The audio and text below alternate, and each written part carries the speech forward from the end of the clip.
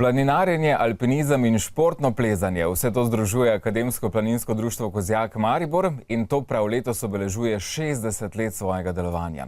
No, več o poslanstvu in aktivnostih s predsednikom društva Alešem Osrajnikom in pa uspešno športno plezalko Anjo Šerbinek. Dobro jutro obema. Dobro jutro. Aleš, za začetek vprašanje, 60 let je dobra doba, lahko rečemo, za društveno delovanje, pa vendarle, kakšni so izzivi? Je na Štajerskem dovolj plezalcev, alpinistov, Alp pač na tem koncu nimamo? Ne, kljub temu, da nismo od tistih najvišjih vrhov, da nam niso zelo blizu, je zanimanje kar precejšnje, tako za alpinizem kot za športno plezanje. Ne manjka nam pa tudi planincev, ki se radi po planinskih poteh odpravijo v hribe. Pa je dovolj zanimanja? Ja, zanimanja je dovolj. Vsako leto organiziramo tečaje športnega plezanja za mladino in odrasle, prav tako pa tudi alpinistično šolo, kjer se vsako leto od 10 do 30 novih tečajnikov odloči, da se bo preizkusilo. Nekaj od teh jih spozna, da to ni za njih, precej pa jih ostane pri nas in nabira izkušnje v alpinizmu in spoznava naše ozemlje na ta način skozi plezanje po stenah in hribih. Anja, kot rečeno, se ukvarjate s športnim plezanjem zelo dobro, vam to gre od rok in nog. V čem je čar tega športa? Za zunanjega opazovalca so stene vendarle zelo nevarne. Ja, kot vsak šport je tudi plezanje nekaj posebnega in ima svoj čar. Zame to predstavlja v bistvu nek odmik od sveta, ker v bistvu, ko plezaš, si sam za sabo, odvisen si sam od sebe in pozabiš na vse ostalo. Kakšni pa so, ne vem, napori pri tem športu? Konec koncev smo običajno navajeni, da noge nosijo našo težo, pri plezanju v steni pa vendarle je to malo bolj razporejeno ali pač? Ja, večina zunanjih opazovalcev pač misli, da pri plezanju večina dela opravijo roke. Sicer na nek način drži, ampak so zelo pomembne tudi noge, kajti za vsemi 4 okončinami se držimo v steni in se z njimi tudi premikamo. V društvu sicer imate več sekcij, kakšno je zanimanje za njih? Ja, pri Akademskem planinskem društvu Kozjak Maribor imamo 4 odseke in 1 planinsko sekcijo. Gonilna sila je alpinistični odsek, ki predstavlja tudi največji del društva. Potem pa je športno-plezalni odsek, imamo pa tudi mladinski odsek in planinsko sekcijo.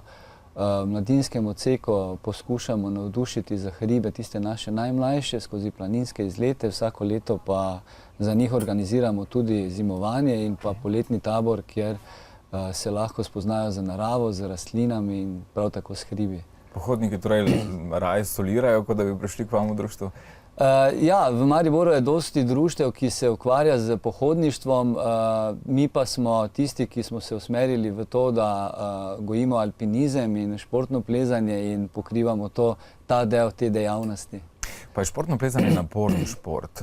Je potrebno dolgo uvajanje vanj, da se lahko človek loti izzivov, kot jih lahko vidimo tudi na posnetkih? Ja, moram priznati, da je kar naporen šport.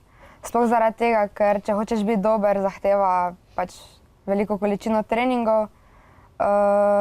Pač med te treninge ne štejemo samo plezanje, ampak tudi druge aktivnosti. Moraš biti nasploh fizično dobro pripravljen, da lahko pač opravljaš težke vzpone, sploh v skali.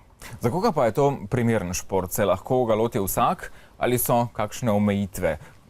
Na začetku pač rabiš nekaj vaj, ampak vseeno. Ja, načeloma pri plezanju omejitev ni, z njim se lahko sooči vsak, sicer na svojem nivoju, ampak sčasoma tudi napreduješ.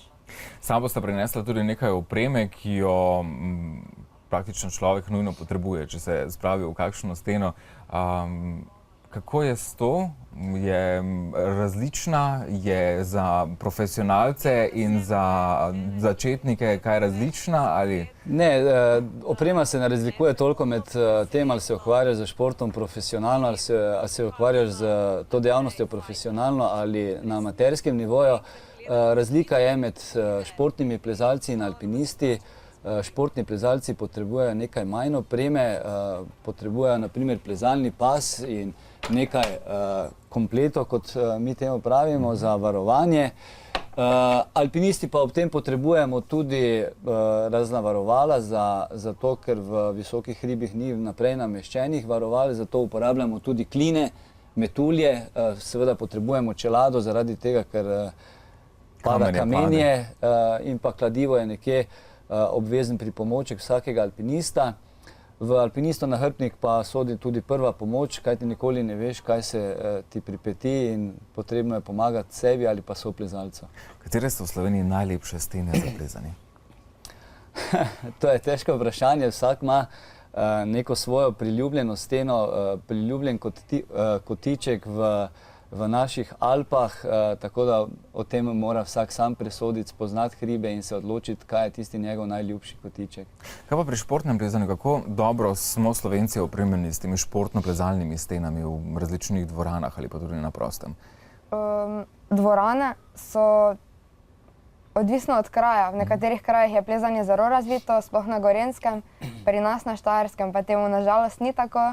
Potem so stene premale ali kako? Ja, premale ali pač premalo kvalitetno opremljene.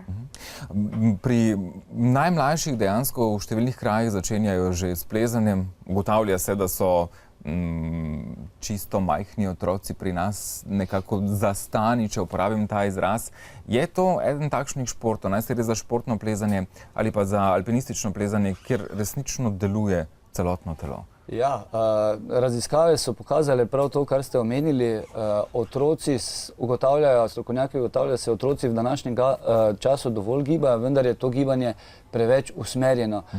Športno plezanje pa daje otrokom možnost, da razvijajo svoje gibalne vzorce na mnogo načinov, na poljubnih, lahko razvijajo svojo domišljijo pri tem, kako bodo preplezali neko smer. Kot kakšni pajki na steni. Ja, in prav zato je športno plezanje tako promovirano v svetu. Žal pa je pri nas v Mariboru problem teh prostorov za trening, imamo velik naval tudi tistih najmlajših, ki pa jih žal zaradi neurejenosti prostorov ne moremo sprejeti, tako da sprejemamo tam od 7. 8. leta naprej otroke. Mlajše žal zaenkrat ne moremo, se pa pogovarjamo z mestno občino Maribor, da bi uredili tudi za športno plezanje primeren objekt, ki bi potem nam omogočil razširiti to dejavnost tudi na tiste najmlajše.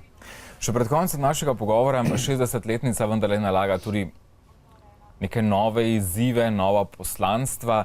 Kaj je tisto, kar bo jemalo Akademskemu planinskemu društvu čas v prihodnje? Ja, zdaj v tisti kratki prihodnosti načrtujemo poleg vseh plezalnih šol, tako športnega plezanja kot alpinizma, kjer imamo stvari precej razvite in dodelane, bomo namenili svoj čas ravno temu, kar sem omenil, da bomo uredili tudi prostore v samem mestu Maribor, ki bodo ustrezni in namenjeni športnemu plezanju, da bomo lahko alpinisti trenirali, športni plezalci se razvijali in nabirali izkušnje potem za plezališča v naravi in za hribe.